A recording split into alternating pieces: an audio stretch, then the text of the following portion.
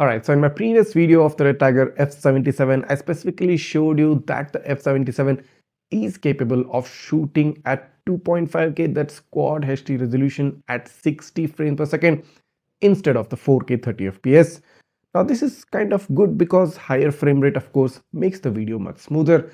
So many of you were asking me if this would be an ideal combination, just so that you can save some more storage space and have some more recording instead of recording in 4K 30fps, which might take up a lot of space. So I tried out the 2.5K Quad HD 60fps recording on the F77 and here is the result. Just take a look. So as you can see right now, the 60 FPS footage is currently being played on the screen, and I specifically selected this footage of a train moving just to show you the smooth motion of the 60 FPS video. Now at first glance, this looks quite good. I mean, the video obviously looks much more smoother compared to the previous one, but is it really that good? Is it really good enough to switch from 4K 30fps to 2.5K 60fps? Well, here's one comparison which you need to take a look at. So just take a look at this comparison video. On top you can see the 2.5K 60fps. At the bottom you can see the 4K 30fps.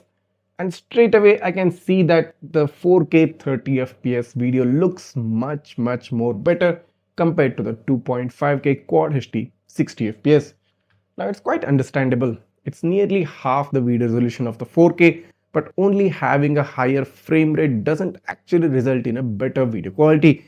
It of course results in a much smoother footage, but in terms of crispness, in terms of sharpness, in terms of getting more detail out of the video, the 4K 30fps is better compared to the 2.5K 60fps. Now just taking a look at the technical specifications of both of these video qualities, you can see that the rear camera shoots 2160, that's 4K 30fps, and has a bitrate of about 24,000 kbps, giving you a file size of about 172 MB per minute.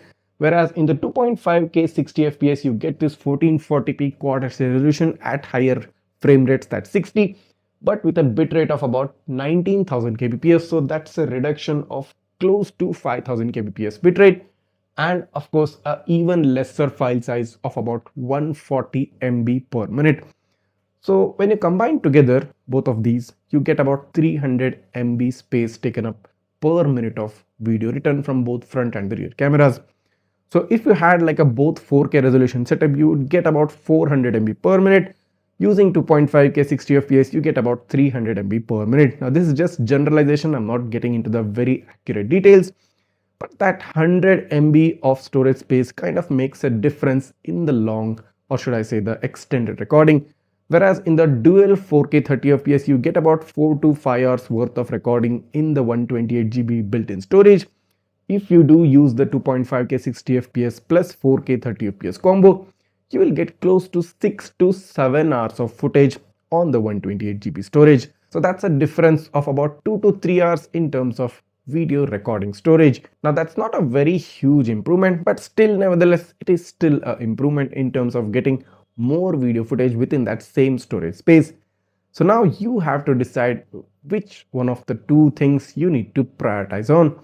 You want more detail in the video, you want a more clarity in the video, you have to switch to the dual 4K resolution. But if you really want to have extended video recording and like kind of want to extend the recording from about 4 to 5 hours to 6 to 7 hours, you can switch to the 2.5K 60fps plus 4K 30fps recording. But based on what I can see and based on what I personally feel, I would surely recommend going with a dual 4K 30fps setup, simply because the video is much more better, clearer, sharper, crisper. I mean, all the qualities and all the technical specifications of that video are much better in the 4K resolution compared to the 2.5K Quad HD. So this was the overview, a quick overview of what will happen if you switch to the 2.5K 60fps resolution.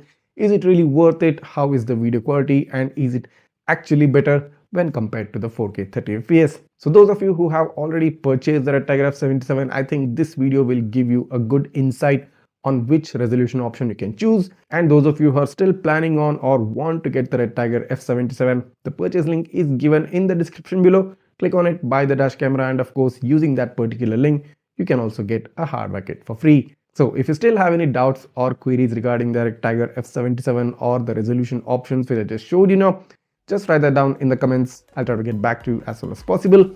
And if this video has helped you out in any way, make sure to go ahead and hit that subscribe button and smash that like button. And also don't forget to share this video with all your dashcam crazy friends. Thanks for watching and see you in the next one.